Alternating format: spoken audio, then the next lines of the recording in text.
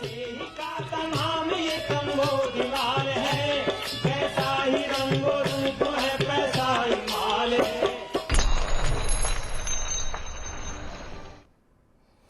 नमस्कार, मनी 9 के पसंदीदा कार्यक्रम मनी सेंट्रल में आप सभी का स्वागत है। मैं हूं विपुल सिंह। हर रोज की तरह हम लोग हाजिर हैं आपकी जेब से जुड़ी हुई, देश की अर्थव्यवस्था से जुड़ी हुई तमाम महत्वपूर्ण खबरें लेकर के, और उसका असर क्या पड़ेगा। हर बार की तरह हमारे साथ मौजूद हैं मनी 9 के संपादक अंशुमान तिवारी जी। अंशुमान सर, बहुत बहुत स्वागत है आपका। तो चलिए कार्यक्रम की शुरुआत करते हैं, और हर बार की तरह सबसे पहले आपको यही बता देते हैं कि किन विशेष मुद्दों पर हम लोग बातचीत करने वाले हैं। तो नजर डालते हैं ऑन द शो पर। ऑन द शो में सबसे पहले बात होगी प्रोविडेंट फंड में मिलेगी नई सुविधा। वो कौन सी नई सुविधा है और क्या है, पूरी अपडेट थोड़ी देर में करेंगे चर्चा। क्यों बढ़ गई है बैंकों की उलझन, बैंकों को लेकर के आरबीआई की तरफ से और तमाम जगहों से बहुत सारी खबरें हाल फिलहाल में आती रही हैं, और उसका विश्लेषण हम करते रहे हैं। आज क्या अपडेट है बताएंगे थोड़ी देर में। महंगाई के आंकड़ों ने क्यों चौंकाया है। महंगाई लगातार एक सरदर्द बनी हुई है आरबीआई के लिए भी और जनता के लिए भी। आज क्या कुछ अपडेट है, डिटेल में करेंगे बातचीत। महंगाई के आंकड़ों में क्या छिपा हुआ है बताएंगे आपको। क्या महंगा होने वाला है फ़ोन का बिल, तो बहुत सारी महंगाई एक साथ आ रही है, क्या फ़ोन का बिल भी महंगा होगा, क्यों हम ऐसा कह रहे हैं, डिटेल में करेंगे चर्चा। और बैंकों ने क्यों नहीं वापस किए हैं सरकार को बॉन्ड, इस पर भी हम करेंगे विस्तारपूर्वक बातचीत। यूएस को अब कैसे जवाब देगा चीन, क्या कुछ अपडेट है अमेरिका चीन संबंधों को लेकर के, इस पर भी हम काफ़ी डिटेल में बातचीत करने वाले हैं। ईपीएफ सदस्यों के जीवन को आसान बनाने के लिए ईपीएफओ ने ऑटो सेटलमेंट के लिए ऑटो मोड का दायरा बढ़ा दिया है। अब ऑटो सेटलमेंट क्लेम में मेडिकल के अलावा एजुकेशन, मैरिज और हाउसिंग को भी शामिल किया गया है। अब इन सभी के लिए 1 लाख रुपए तक के क्लेम को बिना किसी मानव हस्तक्षेप के ऑटो प्रोसेस किया जा सकेगा। सर, ये ऑटो प्रोसेस क्या होता है, ये व्यवस्था काम कैसे करती है? विपुल जी, ये खबर बहुत सारे लोगों के लिए बेहद ज़रूरी है, इसलिए उनको ध्यान से इसे समझना चाहिए। अब भारत का जो प्रोविडेंट फंड ऑर्गेनाइजेशन है, जिसमें कर्मचारी अपनी भविष्य निधि जमा करते हैं, खासतौर से निजी और सरकारी कर्मचारियों की, उनको इस नियम प्रोविडेंट फंड की व्यवस्था के नियम 68K के तहत एक ऑटो पेमेंट या ऑटो भुगतान की सुविधा मिलती है। आमतौर पर यह सुविधा बीमारी के कारण, बीमारी के दस्तावेज सबमिट करने पर, अगर घर में परिवार में कोई बीमार है तो उसके लिए ये लोन लेने की सुविधा या अपना जमा पैसा बाहर निकालने की सुविधा मिलती है। इसे बढ़ाकर अब इसमें कुछ नई चीज़ें शामिल की गई हैं। इसमें शादी और शिक्षा और मकान, ये 3 और चीज़ें जोड़ी गई हैं बीमारी के अलावा। यानी इनके लिए आप ऑटो क्लेम सेटलमेंट व्यवस्था से पैसा ले सकते हैं। इसकी सीमा 50,000 से बढ़ाकर 1 लाख रुपए तक कर दी गई है। व्यवस्था 2020 में शुरू की गई थी। इसमें ऐसी स्थिति होती है कि अगर आपके घर में कोई बीमार और आपने ईपीएफओ से पैसा अपना निकालना है और उसके लिए अप्लाई किया है, तो बगैर किसी हस्तक्षेप के से अपने आप अप्रूव कर दिया जाता है। तो अब आप बीमारी के अलावा शादी के लिए, मकान बनाने के लिए और पढ़ाई के लिए भी अपने प्रोविडेंट फंड से पैसा ले सकेंगे, और 1 लाख रुपए तक पैसा इससे निकाला जा सकेगा। ईपीएफओ ने इस नई व्यवस्था को लागू किया है। हालांकि ईपीएफओ के क्लेम्स को लेकर, क्लेम सेटलमेंट को लेकर खासे सवाल इससे पहले उठते रहे हैं, क्योंकि ईपीएफओ की तरफ से क्लेम सेटलमेंट बहुत तेज़ी से रिजेक्ट हो रहे थे और उस पर सवाल भी उठाए गए थे, और ईपीएफओ से कहा गया था इस व्यवस्था को ठीक किया जाए। लेकिन बहुत सारे लोगों को ये सुविधा 50,000 से 1 लाख रुपए तक की सुविधा और इसका दायरा बढ़ाना मदद करेगा निश्चित रूप से। तो राहत भरी खबर है, खासतौर से ऐसे समय पे जब महंगाई जो है काफ़ी हद तक परेशान कर रही है। तो शिक्षा जो है बच्चों की पढ़ाई के लिए अब आप 1 लाख रुपए तक निकाल सकते हैं। सीबीडीटी ने इनकम टैक्स से जुड़े एनुअल इन्फॉर्मेशन स्टेटमेंट में कुछ नए बदलाव किए हैं। इससे अब टैक्स पेयर अपने करेक्शन रिक्वेस्ट के स्टेटस को चेक कर सकेंगे। एआईएस को कई सूचना स्रोतों से प्राप्त वित्तीय आंकड़ों के आधार पर तैयार किया जाता है। सीबीडीटी ने अब टैक्स पेयर को एआईएस में दिखने वाले प्रत्येक लेन देन पर अपनी प्रतिक्रिया देने की सुविधा दी है। सर, इस सीबीडीटी के नए बदलाव को कैसे समझा जाए, क्या कुछ है इसमें? ये खबर भी समझने जैसी है। एक एनुअल इन्फॉर्मेशन रिटर्न सिस्टम है जो आपको अपना टैक्स रिटर्न भरते समय उस सिस्टम का हिस्सा बनना पड़ता है। सीबीडीटी ने पूरे देश में अलग अलग स्रोतों से सूचनाएं जुटाने का एक नेटवर्क बनाया है। जहां जहां अपने पैन का इस्तेमाल करके आप कोई खर्च करते हैं, कोई निवेश करते हैं, कुछ खरीदते हैं, वहां वो सारी सूचनाएं सीबीडीटी के पास आती हैं, और फिर उसके बाद आपके पैन नंबर के आधार पर आपके एक auto populated annual information return में दर्ज हो जाती हैं। तो जब आप ऑनलाइन रिटर्न भरने जाते हैं तो रिटर्न फॉर्म आपको दिखाई देता है। अभी तक की व्यवस्था में टैक्स पेयर्स को उसमें बदलाव करने की, उस पर से वेरीफाई करने की, उसे चेंज करने की, उस पर सवाल उठाने की छूट नहीं होती थी। लेकिन अब नई व्यवस्था के तहत सीबीडीटी और वित्त मंत्रालय ने यह तय किया है कि इनकम टैक्स रिटर्न भरने से पहले वो अगर कोई टैक्स पेयर चाहेगा तो ऑटो पॉपुलेटेड फॉर्म में जो एनुअल इन्फॉर्मेशन रिटर्न में सूचनाएं दी गई हैं उन पर उनको वेरीफाई कर सकेगा, उन्हें ठीक कर सकेगा और उनके करेक्शन की बात भी कर सकेगा। फिलहाल इस समय बैंकों से, म्यूचुअल फंड से, रजिस्ट्री ऑफिस से, क्रेडिट कार्ड से और रिटेल ट्रांजैक्शन से इन 5-6 जगहों से फिनेंशियल डेटा कलेक्ट किया जाता है और उससे उसको इस चीज़ से मैच किया जाता है कि जो आप रिटर्न भर रहे हैं अपनी कमाई का उसके आधार पर वो डेटा उससे मैच कर रहा है, कहीं उससे मिसमैच में तो नहीं है। जी, चलिए, इस बीच सरकार ई कॉमर्स कंपनियों के लिए कस्टमर रिव्यू के लिए गुणवत्ता मानदंडों को अनिवार्य बनाने पर विचार कर रही है। स्वैच्छिक प्रयास में अधिक सफलता न मिलते देख सरकार ने अब फर्जी समीक्षाओं पर लगाम कसने के लिए फैसला लिया है। सरकार ने 1 साल पहले ई कॉमर्स कंपनियों के लिए नए गुणवत्ता मानदंड जारी किए गए थे और पेड रिव्यू प्रकाशित करने से इन्हें रोक दिया गया था। बावजूद इसके ई कॉमर्स प्लेटफॉर्म पर प्रोडक्ट्स और सर्विसेज के फर्जी रिव्यू अब भी सामने आ रहे हैं। सर, ये फेक रिव्यू को कैसे रोका जाएगा, क्या सरकार ये रोक नहीं पा रही है। जो ई कॉमर्स कंपनियों की तरफ से जब आप कोई उत्पाद किसी वेबसाइट से, अमेजन, फ्लिपकार्ट या कहीं से भी खरीदते हैं तो आमतौर पर आप उसकी एक रेटिंग चेक करते हैं और उस रेटिंग के आधार पर वो वेबसाइट उन उत्पादों को वरीयता पर भी रखती है जिनके 5 स्टार 4 स्टार की रेटिंग होती है और ठीक इसी तरह से नीचे रिव्यू दिए जाते हैं जिसमें हालांकि वेबसाइट की तरफ से या ई कॉमर्स प्लेटफॉर्म की तरफ से विपुल ये क्लेम किया जाता है कि वास्तविक उपभोक्ता द्वारा दिया गया रिव्यू है, लेकिन वैसा होता नहीं है। और अब ये किस्म का डार्क पैटर्न है क्योंकि रिव्यू देखकर और स्टार देखकर कोई भी व्यक्ति वो उत्पाद खरीदने का उत्सुक हो जाता है, फैसला लेता है, उसको इन्फ्लुएंस करता है कि लोगों ने अच्छा रिव्यू लिखा है तो उत्पाद अच्छा होगा। तो अब इसके लिए एक बार नए सिरे से सख्त कानून बनाने की बात कही जा रही है। इससे पहले तक ई कॉमर्स कंपनियों के से कहा गया था कि वो स्वैच्छिक आधार पर एक आचार संहिता के तहत ये जो फर्जी रिव्यू डाले जा रहे हैं उत्पादों पर इन्हें हटा दें, लेकिन अब वैसा नहीं है। नई व्यवस्था में इन्हें बंद करने और इस तरह के रिव्यू को रोकने के लिए सख्ती भी की जा सकती है और ई कॉमर्स कंपनियों पर जुर्माना भी लग सकता है। इस बीच अनचाहे कॉल्स और मैसेज पर लगाम लगाने के लिए सरकार अब एक बड़ा कदम उठाने जा रही है। सरकार अनचाहे कॉल्स और मैसेज को अनफेयर ट्रेड प्रैक्टिस के दायरे में लाएगी और टेलीमार्केटिंग और धोखाधड़ी वाली कॉल्स को आपराधिक गतिविधि माना जाएगा। डिपार्टमेंट ऑफ कंज्यूमर अफेयर्स इसके लिए गाइडलाइन तैयार कर रहा है। ये नई गाइडलाइंस अगले 1 से 2 महीने में जारी हो सकती है। सर, इस पर बहुत कोशिश की गई लेकिन अभी तक काम हो नहीं पाया, क्या इस बार सफल होती हुई दिखाई दी? क्या व्यवस्था है? ये थोड़ा बड़ा फैसला है और रेडिकल फैसला है। पिछले 1-1.5 साल से department of telecommunication telecom operators के साथ और तमाम अलग अलग स्टेक होल्डर्स के साथ स्पैम कॉल्स को, अनचाही मार्केटिंग कॉल को रोकने की कोशिश कर रहा है, पर रुक नहीं रहा है। आप भी और हम हमेशा इस चीज़ से परेशान होते हैं कि ज़्यादातर कॉलें निजी नंबर से आती हैं और मार्केटिंग और सेल्स की कॉल आती हैं। पर अब ये बड़ा फैसला है, अगर ये लागू होता है तो इसमें 2 महत्वपूर्ण चीजें देखने को मिलेंगी। एक तो टेली मार्केटिंग कॉल्स को अनफेयर ट्रेड प्रैक्टिस के दायरे में लाया जाएगा और जैसे ही कोई कंपनी बगैर आपकी इच्छा के आपको मार्केटिंग की कॉल करती है और उसको रिपोर्ट किया जाता है तो फिर वो अनफेयर ट्रेड प्रैक्टिस का मामला बनेगा और उस कंपनी के खिलाफ आपराधिक कार्रवाई हो सकती है, क्योंकि ये ऐसी गतिविधि है जिसे कानून में इसकी इजाज़त नहीं दी जाती। और ये अगर व्यवस्था लागू होती है तो इसके बाद हम उम्मीद कर सकते हैं कि ऐसी कॉल्स की कंप्लेंट होने पर उन कंपनियों के खिलाफ, उन लोगों के खिलाफ, उन सेलर्स के खिलाफ कार्रवाई होगी अदालतों में जहां जो इस तरीके की टेली मार्केटिंग कॉल्स कर रहे हैं। और ये शायद सरकार को अंततः समझ में आ गया है कि ये कॉल्स का पूरा मामला इतनी आसानी से हल नहीं होने वाला है। ये जो घी है ये टेढ़ी उंगली से ही निकलेगा और जब तक इन्हें सजा नहीं दी जाएगी इन कॉल्स को तब तक इसका कोई समाधान नहीं आएगा। जी। इस बीच मुनाफे के लिहाज से बैंकों के लिए वित्त वर्ष 2023-24 जैसा बीता है शायद वित्त वर्ष 2024-25 वैसा ना रहे। रिजर्व बैंक की तरफ से पर्सनल लोन कारोबार को लेकर की गई सख्ती और इंफ्रा प्रोजेक्ट फाइनेंस को लेकर के प्रस्तावित सख्त नियमों की वजह से वित्त वर्ष 2024-25 के दौरान बैंकों के मुनाफे पर असर पड़ सकता है। एक रिपोर्ट के मुताबिक इस सख्ती की वजह से बैंकों के नेट इंटरेस्ट मार्जिन भी घट सकते हैं। सर, बैंकों के लिए कितनी बड़ी चुनौती दिखाई दे रही है, क्योंकि शेयर प्राइसेस तो हम देख रहे हैं कि लगातार बैंकों के गिरते हुए दिखाई दे रहे हैं, कितनी बड़ी चुनौती है? बैंकों के शेयर प्राइसेस इसलिए गिर रहे हैं क्योंकि बैंकों की बैलेंस शीट के लिए अब दोहरी चुनौती दिख रही है और रिजर्व बैंक की तरफ से। और इसलिए आप देखें, अगर शेयर बाजार में विपुल जी के साथ आप हेलो मनी लाइन में देखते होंगे लगातार, और ये बताते रहते हैं कि बैंकों के स्टॉक प्राइसेस का मूवमेंट इतना खराब क्यों दिख रहा है, जबकि रिजल्ट्स अच्छे आए। हमने एसबीआई के रिजल्ट्स के दिन एसबीआई को बढ़ते देखा, पर अगले दिन मैंने एसबीआई में तेज करेक्शन देखा। उसकी वजह यह है कि किसी भी बैंक की जो कर्ज देने की दोनों खिड़कियां हैं उन पर अब आरबीआई ने सख्ती के नए पहरे लगा दिए हैं।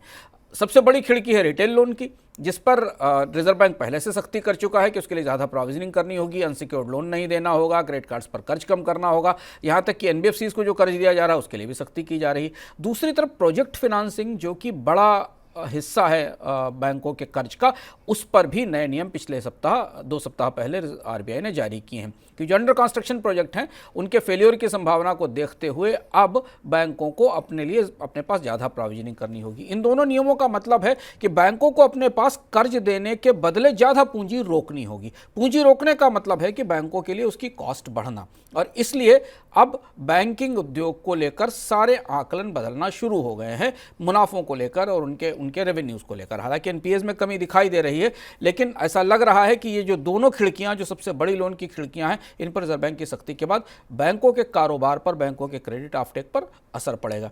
और यही वजह थी कि देश के सबसे बड़े बैंक रिजर्व बैंक ने जब अपने नतीजे हाल में घोषित किए थे तो ये कहा था कि अगले साल की कर्ज की बढ़ने की दर इस साल के बराबर ही रहेगी, बल्कि काफ़ी लोग तो मान रहे हैं उससे कम भी हो सकती है।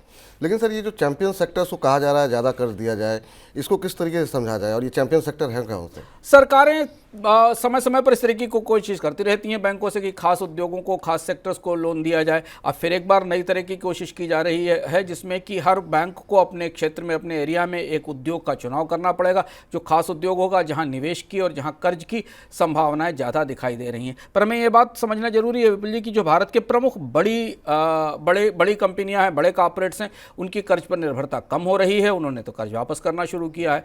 छोटी कंपनियों को चूंकि कर्ज बेहद महंगा मिल रहा है, इसलिए हमने आईपीओज की संख्या में बड़ी बढ़ोतरी देखी है, और अब एसएमई आईपीओज का जो दौर हमने पिछले 6-7 महीने में देखा, उसे आपने विस्तार से अब के आईपीओ में कवर किया है। तो इन कंपनियों के लिए भी चूंकि आईपीओ से इक्विटी लाना ज़्यादा सस्ता और आसान है, बजाय 12%, 13%, 14% पर कर्ज लेने के लिए, तो बैंकों से कहा कुछ भी जाए, पर जो परिस्थिति है उसमें कर्ज लेने वाले कम मिलेंगे, उद्योग में खास तौर पर, जिनको इतने महंगे कर्ज के बाद अपने कारोबार से, अपने धंधे से बेहतर रिटर्न लेना मुश्किल होगा। बिल्कुल। और इधर 2024 के दौरान नई म्यूचुअल फंड स्कीम्स के लॉन्च होने का रिकॉर्ड टूट सकता है।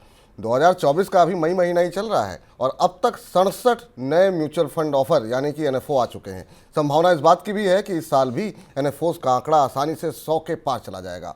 2021 से 2023 के दौरान देश में हर साल औसतन 100 से ज़्यादा एनएफओज लॉन्च हुए हैं।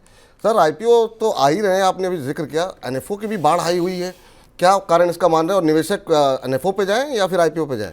ये तो अलग अलग निवेशकों के अपने चुनाव का मामला है कि वो इक्विटी में इन्वेस्ट करना चाहते हैं, पर फंड में, लेकिन एनएफओ की बढ़ोतरी काफ़ी महत्वपूर्ण है और इसे करीब से समझना चाहिए। आमतौर पर आईपीओ की फ्रिंजी ज़्यादा होती है, चर्चा ज़्यादा होती है, एनएफओ की चर्चा कम होती है। पर पिछले 6 महीनों के दौरान हमने भारत में न्यू फंड ऑफर्स की संख्या बड़े पैमाने पर देखी। इसकी बड़ी वजह क्या है? इसकी वजह यह कि म्यूचुअल फंड्स में जो मौजूदा चलती हुई स्कीमें हैं उनकी एनएवीज ऊपर जा चुकी हैं और उन पर अब निवेश के बाद रिटर्न की संभावनाएं सीमित होती है, क्योंकि बाजार जिस ऊंचाई पर खड़ा है वहां से उसे और ऊपर जाना होगा, तब आपका म्यूचुअल फंड बेहतर निवेश देगा। एनएफओ के जरिए फंड को यह सुविधा मिलती है कि वो नए निवेशकों को वापस इस फंड में निवेश के लिए जोड़ सके, और इसलिए एनएफओ की संख्या इतनी तेजी से बढ़ी है कि लोगों को नए निवेश के विकल्प मिल सकें। दूसरी महत्वपूर्ण बात है कि इन एनएफओ की क्वालिटी में, इन एनएफओ के काम, एनएफओ की जो प्रकृति है उसमें भी बदलाव आया है। हमने देखा है कि Canara Robeco, Bandhan, JM Financial, White Oak, Motilal Oswal, सब इनके सबके एनएफओ आए हैं।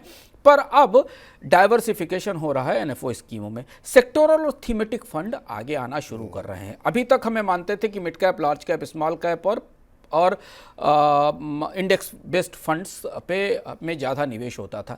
अब म्यूचुअल फंड बाजार इवॉल्व हो चुका है, इतना विकसित हो चुका है कि अब निवेशकों को थीमेटिक फंड्स की समझ आने लगी है। तो पीएसयू के, पावर के थीमेटिक फंड्स आए। तो जो नए एनएफओ दिखाई दिए हैं उनमें 50% के आसपास, जो मैं आंकड़ा देख रहा हूं अपने सामने स्क्रीन पर, 50% फंड थीमेटिक फंड है, किसी न किसी थीम पर केंद्रित हैं। यानी निवेश को और ज़्यादा निखारने और ज़्यादा रिफाइन करने का विकल्प देते हैं कि अगर आप किसी खास सेक्टर में निवेश करना चाहते हैं तो उस निवेश करने की सुविधा आपको इसमें मिलेगी। और थीमेटिक फंड्स के तहत जो फंड का कलेक्शन है, एयूएम है, एमपी का आंकड़ा ये बता रहा है, वो 2024 में 72% बढ़ा है पिछले साल की तुलना में। और एनएफओ को लेकर के आपके मन में कोई अगर आशंका दुविधा हो तो हमारे खास सेगमेंट वाह के आईपीओ में अब हम कोई किसी न किसी एनएफओ पे भी चर्चा करते हैं, जो एनएफओ आने वाले हैं या भी चल रहे हैं, उनकी क्या थीम है, कितने पैसे से आप शुरुआत कर सकते हैं और उस सेक्टर का क्या भविष्य है, वो हमारे एक्सपर्ट बताते हैं। तो थीमेटिक फंड को लेकर के विशेष चर्चा अगर आपको देखनी हो तो वाह के आईपीओ सेगमेंट में आप देख सकते हैं। इधर मुथूट फिनकॉर्प गोल्ड लोन कारोबार पर निर्भरता घटाएगी। कंपनी ने कहा है कि 3 साल के डाइवर्सिफिकेशन रणनीति के तहत गोल्ड लोन कारोबार पर निर्भरता को 98% से घटा करके 80% पर लाने की योजना है।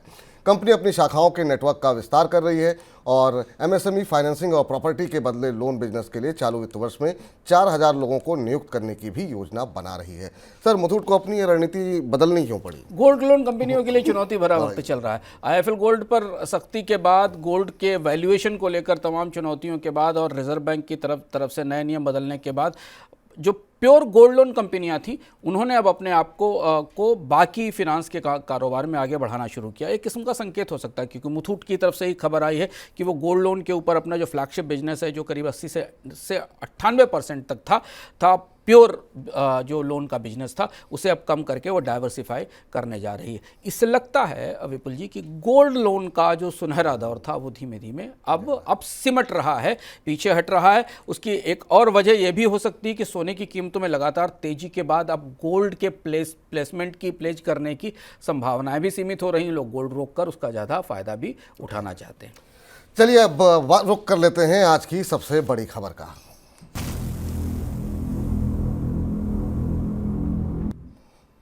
तो सबसे बड़ी खबर में बात महंगाई के साथ ही शुरू करते हैं। अप्रैल के दौरान थोक और रिटेल महंगाई दर एक दूसरे के विपरीत दिशा में चले गए हैं। थोक महंगाई दर 13 महीने के ऊपरी स्तर पर पहुंची है, जबकि रिटेल महंगाई दर 11 महीने के निचले स्तर पर आ गई है। हालांकि दोनों महंगाई दर में खाद्य महंगाई की चुनौती बनी हुई है। अप्रैल के दौरान थोक महंगाई दर 1.26% और रिटेल महंगाई दर 4.83% दर्ज की गई। रिटेल महंगाई में अनाज की महंगाई दर 8.63%, सब्जियों की महंगाई दर 27.8% और दालों की महंगाई दर 16.84% रही है। इस बीच एक रिपोर्ट में यह भी दावा किया गया है कि इस साल आलू की महंगाई लंबे समय तक टिकी रह सकती है और आलू की महंगाई का ये डर थोक महंगाई के आंकड़ों में भी नज़र आ रहा है। सर, महंगाई के दोनों आंकड़ों को अगर हम देखें तो इतना अंतर क्यों है और कॉमन क्या है इन दोनों के बीच? महंगाई के आंकड़ों की तस्वीर अगर आप पिछले 6 महीने में देखें तो एक तरीके की बनी हुई है। अगर आप ऊपर से महंगाई की हेडलाइन देखें तो खुदरा महंगाई कम दिखती है, पर इसके भीतर जाएं तो 8% की खाद्य महंगाई दिखती है। और खाद्य महंगाई अपने नए स्वरूप में बेहद जटिल और जिद्दी होकर सामने आई है। और दूसरी चीज़, आंकड़े भीतर से हमें ये भी बताते हैं कि खाद्य महंगाई की मार ग्रामीण इलाके में अब ज़्यादा दिख रही है, शहरी इलाकों में तो है ही। और इस समय जो खाद्य महंगाई की बढ़ोतरी है वो सब्जियों के कारण आई, गर्मी में वेजिटेबल्स के कारण, और इसी वजह से हमें खुदरा महंगाई में भी थोक महंगाई में भी तेज बढ़ोतरी दिखाई दी। हालांकि वो 2% से नीचे बनी हुई है, लंबे समय बाद उसमें बढ़ोतरी आई है, लेकिन उसमें भी फलों और सब्जियों की कीमतों में बढ़ोतरी दिखाई दी है। और फलों और सब्जियों की कीमतों में वृद्धि का ये जो साइकिल है विपुल जी, अब थोड़ा ज़्यादा फ्रीक्वेंट सा हो गया है। पहले साल में 1-2 बार होता था, पर इसमें अब ज़्यादा तेज बढ़ोतरी दिखाई दे रही है। और यहीं से रिजर्व बैंक की दुविधा शुरू होती है, क्योंकि रिजर्व बैंक तमाम कोशिशों के बाद भी खाद्य महंगाई को नियंत्रण नहीं कर पा रहा है। कोर इन्फ्लेशन में तो कमी आई है, पर कोर इन्फ्लेशन में एक सीमा से अधिक कमी डिफ्लेशन की तरफ ले जाने का संकेत भी देती, पर खाद्य महंगाई अभी भी उतनी ही बड़ी चुनौती बनी हुई है। इसलिए आंकड़ा खुश नहीं कर सकता रिजर्व बैंक को, भले ही आपको महंगाई के आंकड़े में जो आपकी टॉप लाइन इन्फ्लेशन है वो 5% से अप्रैल में नीचे, 5 अप्रैल का जो आंकड़ा आया वो 5% से नीचे दिखाई दे रही हो और 11 महीने के लोएस्ट लेवल पर हो, लेकिन खाद्य महंगाई रिकॉर्ड ऊंचाई पे। लेकिन सर, ये फूड इन्फ्लेशन, खाद्य महंगाई दर ये इतनी जिद्दी क्यों दिखाई दे रही है? क्योंकि तमाम प्रयासों के बावजूद ये कम होती हुई नहीं दिखाई दे रही। हाँ, और सबसे बड़ी वजह यह है कि भारत की महंगाई के पूरी प्रकृति में कोविड के बाद एक बदलाव आया है, और वो बदलाव अब हमारे सामने आंकड़ों से खुलकर आ रहा है, जिसे रिजर्व बैंक भी समझने की कोशिश कर रहा है। रिजर्व बैंक को भी महसूस हो रहा है कि कहीं ऐसा तो नहीं है कि भारत की कोर इन्फ्लेशन ही फूड इन्फ्लेशन बन गई है, क्योंकि आमतौर पर माना जाता है कि जो कोर इन्फ्लेशन है उसमें जो हाई फ्रिक्वेंसी प्राइसेस होते हैं ईंधन के, सब्जियों के, फलों के, इन्हें बाहर रखा जाता है, और जो स्थायी तौर पर जिनकी कीमतें बढ़ती हैं उन्हें शामिल किया जाता है। क्या हुआ है भारत की महंगाई को? खाद्य महंगाई में बढ़ोतरी के क्या असर दिख रहे हैं, और खाद्य महंगाई में बढ़ोतरी से बिल्कुल उल्टी तस्वीर हमें ग्रामीण इलाकों की अर्थव्यवस्था की दिखाई दे रही। इस बार का इकोनॉमिक हम जरूर देखिएगा। महंगाई के बारे में शायद आपने ये सब अभी तक इस तरह से नहीं जाना होगा। कुछ बेहद ताजे आंकड़े हमारे पास आए हैं, रिजर्व बैंक का एक नया पेपर आया है, उन सबको लेकर हम इस बार के इकोनॉमिक में आपको बताएंगे कि भारत की खाद्य महंगाई आखिर निकल कहाँ से रही है, और अगर महंगाई इतनी तेजी से बढ़ रही है तो फिर किसानों की कमाई क्यों नहीं बढ़ रही है, जो उत्पादक हैं उनकी आय में कोई बढ़ोतरी क्यों नहीं हो रही। इस सवाल का जवाब इस बार हमने तलाशने की कोशिश की है। इस बार के इकोनॉमिकम में रविवार को जरूर देखिएगा। तो इस बार के रविवार को जो है आप जो है इकोनॉमिकम जरूर देखें और महंगाई के इर्द गिर्द क्या कुछ चल रहा है, इन तमाम पहलुओं पर विस्तार पूर्वक जो है अंशुमान सर विस्तार से चर्चा करेंगे। इधर लोकसभा चुनाव के बाद आपके फ़ोन का बिल 25% तक बढ़ने वाला है। जी हां, टेलीकॉम कंपनियां चौथे चरण के टैरिफ हाइक की तैयारी में जुट गई हैं। एक्सिस कैपिटल ने अपनी एक रिपोर्ट में कहा है कि इस कदम से कंपनियों को अपने प्रति यूज़र एवरेज रेवेन्यू यानी आरपूस को बढ़ाने में मदद मिलेगी। फिलहाल रिलायंस जियो का आरपू 181.7 रुपये, भारती एयरटेल का 208 रुपये और वोडाफोन आइडिया का 145 रुपये है। सर, अब ये तय मान लें कि मोबाइल टैरिफ लोकसभा चुनाव के बाद बढ़ने वाला है? हाँ, और मोबाइल टैरिफ बढ़ाने की तैयारी के बीच हमको अभी एयरटेल के फिनेंशियल रिजल्ट्स आए हैं। एयरटेल के नेट प्रॉफिट में 31% की कमी आई। हालांकि एयरटेल ने 8 रुपये का डिविडेंड दिया है, बट ये प्रॉफिट से बता रहे हैं कि कंपनी मोबाइल का बिल महंगा करने की तैयारी कर रही है, क्योंकि प्रॉफिट बिल्कुल फ्लैट है। जो ताज़े आंकड़े उस हिसाब से 25% तक की बढ़ोतरी मोबाइल बिल्स में हो सकती है। हम आपको पहले भी याद बताते रहे कि भारत की कंपनियां, दोनों कंपनियां प्रमुख, जियो और एयरटेल, दोनों अपने एवरेज रेवेन्यू पर यूज़र को बढ़ाने की तैयारी में। एयरटेल का एवरेज रेवेन्यू पर यूज़र बढ़ा है, जो ताज़े नतीजे हमारे सामने खुल रहे हैं उसमें दिखाई दे रहा है, लेकिन जियो का अभी भी एवरेज रेवेन्यू पर यूज़र कम है। और ऐसी स्थिति में 2 या 3 किश्तों में आपका मोबाइल 25% महंगा हो सकता है। बस केवल चुनाव निपटने की देरी है। चुनाव निपटने के बाद महंगाई के नए दौर, कई सारे दौर लोगों के सामने आएंगे, जिनमें सबसे पहली और सबसे लंबे समय तक टल रही महंगाई मोबाइल बिल्स की महंगाई होगी। और ये आज जो एयरटेल के नतीजे हमारे सामने आए, उन्होंने भी इस बात की तरफ संकेत दिया है कि कंपनी अब इन नतीजों की रोशनी में टैरिफ बढ़ाए बिना नहीं रह सकती। तो चलिए, फूड इन्फ्लेशन की बात हो गई, वो तो लगातार परेशान कर ही रही थी। अब महंगे मोबाइल बिल के लिए भी आप लोग तैयार हो जाइए। इस बीच सरकार के बॉन्ड बायबैक कार्यक्रम को बाजार में ठंडा रिस्पांस मिला। सरकार ने 40,000 करोड़ के बॉन्ड बायबैक का लक्ष्य रखा था, लेकिन 10,512 करोड़ के बॉन्ड के लिए ही बोलियां आ पाईं। बॉन्ड बायबैक के जरिए सरकार का मकसद लिक्विडिटी कमी से जूझ रहे बैंकों को राहत देना था, लेकिन बायबैक सफल नहीं होने की वजह से बैंकों को अब कर्ज उठाने के लिए दूसरे रास्ते अपनाने होंगे, जिस वजह से बॉन्ड यील्ड में बढ़ोतरी की आशंका अब फिलहाल बढ़ती हुई दिखाई दे रही है। सर, आखिर बाजार ने बॉन्ड वापस क्यों नहीं किए? ये भी काफ़ी दिलचस्प घटनाक्रम था। पिछले सप्ताह हमने आपको बताया था कि सरकार बाजार में लिक्विडिटी की समस्या का समाधान करने के लिए अपने बॉन्ड समय से पहले खरीद रही, जिनको बायबैक कहा जाता है। यानी सरकार ने, बैंकों ने सरकार के बॉन्ड्स में जो निवेश कर रखा था, एक किस्म का कर्ज दे रखा था, उसको कर्ज को वापस करने जा रही थी। 40,000 करोड़ का पहला ट्रांच था और 60,000 करोड़ के दूसरे ट्रांच की घोषणा हुई थी।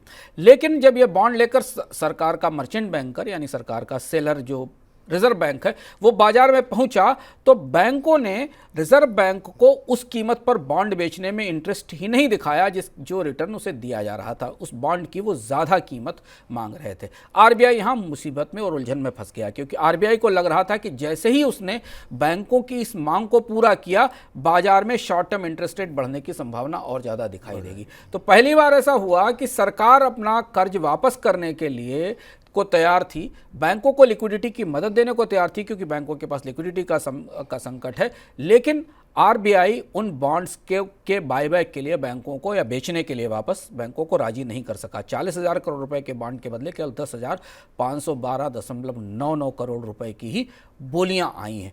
और इससे यह दिख रहा है कि बॉन्ड मार्केट में इंटरेस्ट रेट को लेकर कितनी गहरी खींचतान और पेचीदगी बनी हुई है। सरकार को ये लग रहा है कि उसके पास जो इस समय कैश उपलब्ध है, बाजार में कैश की कमी है, और उसे वो बॉन्ड का बायबैक करके पैसा बैंकों को दे सकती, पर बैंक इस समय आरबीआई से कुछ ज़्यादा ही मांग रहे हैं, और मांग रहे हैं कि आरबीआई उनको बॉन्ड की बेहतर कीमत दे, तभी वो इन बॉन्ड्स को वापस करेंगे। अब ये जद्दोजहद बेहद दिलचस्प है। अगली ट्रांच आते समय हमें दिखाई देगा कि दरअसल कितने बॉन्ड वापस किए बैंकों ने सरकार को। जी। इधर चीन से होने वाले आयात को कम करने के लिए अमेरिका के राष्ट्रपति जो बाइडेन ने चीन में बने तमाम उत्पादों पर इंपोर्ट टैरिफ बढ़ा दिया है। इनमें इलेक्ट्रॉनिक कारें, कंप्यूटर, चिप्स और मेडिकल प्रोडक्ट शामिल हैं। अमेरिका ने कहा है कि वो अपनी अर्थव्यवस्था को चीन के सस्ते प्रोडक्ट से बचाना चाहता है। सर ये जो किस तरह की पाबंदियां लगाई गई हैं और इसका लॉन्ग टर्म में असर कैसे देख रहे हैं आप? बिल्कुल, ये बड़ी सनसनीखेज खबर है। आमतौर पर अमेरिका की तरफ से आपने कभी नहीं सुना होगा कि वो इस तरीके के टैरिफ मेजर्स लेकर आयात को महंगा करता है। ये काम तो तीसरी दुनिया के देश करते हैं कि वो अपने यहाँ आयात को सीमित करने की कोशिश करते हैं, पर अमेरिका और चीन के व्यापारिक रिश्ते अब लगभग नए स्तर तक गिर चुके हैं। हमें लगता था कि ट्रंप के दौर में चीन और अमेरिका के व्यापारिक रिश्ते खराब थे, पर चुनाव की तरफ बढ़ते हुए बाइडेन ज़्यादा ताकतवर चाइना हॉक होते दिखाई दे रहे हैं। आपको याद होगा पिछले दिनों उन्होंने कहा था कि चीन से आने वाले स्टील पर भी इंपोर्ट ड्यूटी लगाई जाएगी। आज जो फैसला सामने आया वो फैसला चौंकाने वाला है दुनिया के बाजारों के लिए और चीन और अमेरिका के व्यापार रिश्तों के लिए।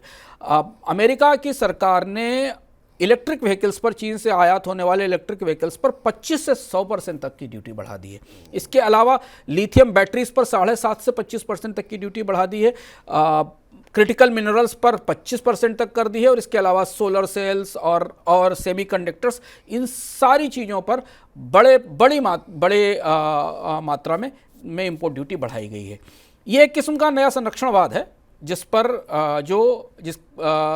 अब चुनाव की तरफ बढ़ते हुए राष्ट्रपति जो बाइडेन अपने देश की जनता को संकेत देने की कोशिश कर रहे हैं कि वो सारे सामान जो चीन से सस्ते आते थे और वो अमेरिका की अर्थव्यवस्था को प्रभावित करते थे, अब उन पर सख्ती की जाएगी ताकि घरेलू उत्पादन को बढ़ाया जा सके। हम लोग इकोनॉमिका में विस्तार से बात कर चुके हैं कि ये जो संरक्षणवाद का नया दौर आया है, यहाँ से चीन और अमेरिका के बीच व्यापार युद्ध की नई शुरुआत होगी।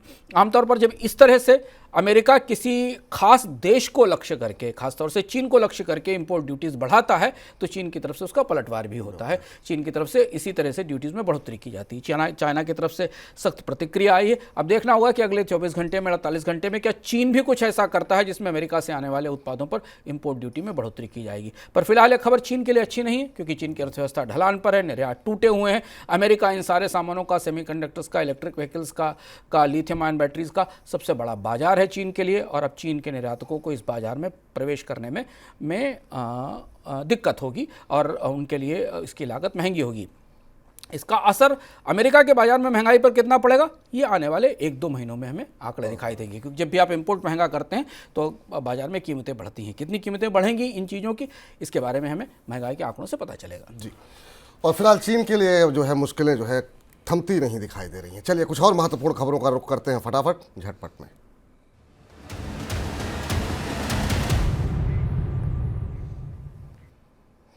श्रीराम फाइनेंस अपनी होम फाइनेंस कंपनी को बेचने जा रही है। Private equity firm Warburg Pincus 4,630 crore रुपए में श्रीराम हाउसिंग फाइनेंस लिमिटेड को खरीदेगी। वार्बर्ग पिंक्स अपनी subsidiary mango crest investment limited के जरिए ये अधिग्रहण करेगी। इस सौदे के 7 फरवरी 2025 तक पूरा होने की संभावना है।